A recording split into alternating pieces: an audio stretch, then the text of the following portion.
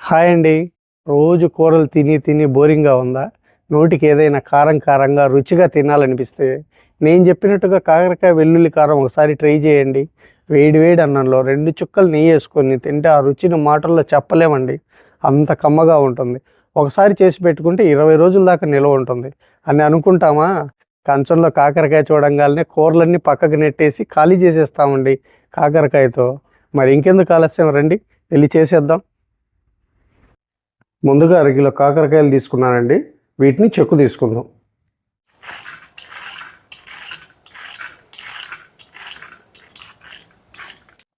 చెక్కు తీసుకున్నాం కదా, ఇప్పుడు ఈ కాకరకాయల్ని ఒకసారి కడుక్కుందాం.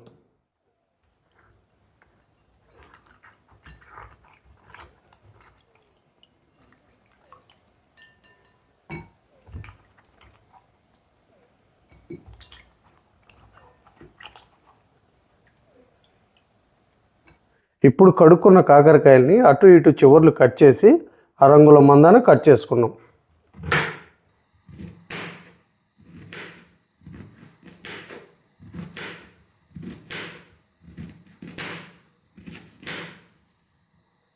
ఈ కట్ చేసుకున్న ముక్కల్ని ఒక బౌల్లోకి తీసుకుందాం.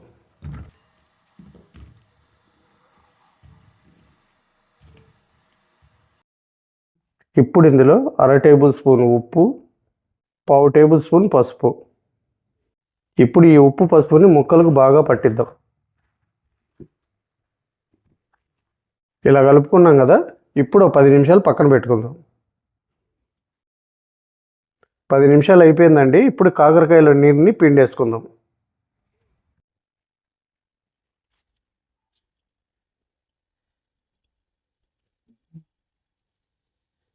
ఇలా పిండుకున్నాం కదా, ఇప్పుడు ఈ ముక్కల్ని పక్కన పెట్టి ఇప్పుడు స్టవ్ మీద ఒక పాన్ పెట్టుకొని కాకరకాయ ముక్కల్ని వేసుకుందాం.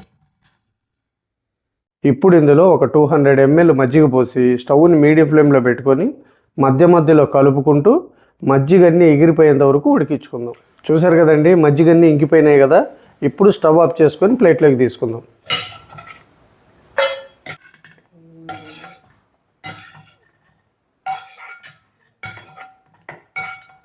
ఇప్పుడు ఒక మిక్సీ జార్ తీసుకొని టేబుల్ స్పూన్ ధనియాలు, టీ స్పూన్ జీలకర్ర, 1/2 టీ స్పూన్ రాళ్ళ ఉప్పు, ఇప్పుడు 2 టేబుల్ స్పూన్లు కారం,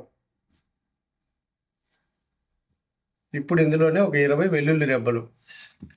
ఇప్పుడు వీటిని పల్స్ ఇచ్చుకుంటూ బరగ్గా గ్రైండ్ చేసుకుందాం. ఇలా బరగ్గా గ్రైండ్ చేసుకున్నాం కదా, ఇప్పుడు ఈ వెల్లుల్లి కారాన్ని పక్కన పెట్టి ఇప్పుడు స్టవ్ మీద ఒక కడాయి పెట్టుకొని 5 టేబుల్ స్పూన్లు ఆయిల్ వేసుకుందాం. మనకు కాకరకాయ ఫ్రై అవ్వాలి కాబట్టి ఈ మాత్రం ఆయిల్ కావాలండి. ఆయిల్ వేడైందండి. ఇప్పుడు కొద్దిగా పచ్చిపప్పు, కొద్దిగా మినపప్పు, ఓ చిటికెడు ఆవాలు, కొద్దిగా జీలకర్ర. ఇప్పుడు ఇందులోనే మనం ఉడికించి పెట్టుకున్న ఈ కాకరకాయ ముక్కల్ని వేసుకుందాం. ఇప్పుడు స్టవ్ని మీడియం ఫ్లేమ్లో పెట్టుకొని మధ్య మధ్యలో కలుపుకుంటూ కాకరకాయ ముక్కల్ని ఎర్రగా వేపుకుందాం. కాకరకాయ ముక్కలు చక్కగా ఫ్రై అయ్యాయండి. నాకు ఈ ముక్కల్ని ఇలా ఫ్రై చేసుకోవడానికి 20 నిమిషాలు పట్టిందండి.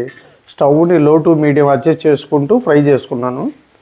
ఇప్పుడు ఇందులో మనం ముందుగానే గ్రైండ్ చేసి పెట్టుకున్న ఈ వెల్లుల్లి కారాన్ని వేసుకుందాం. ఇందులోనే 2 రెబ్బలు కరివేపాకు కూడా వేసుకుందాం. ఇప్పుడు స్టవ్ని సిమ్లో పెట్టుకొని మరో 2 నిమిషాలు ఫ్రై చేసుకుందాం.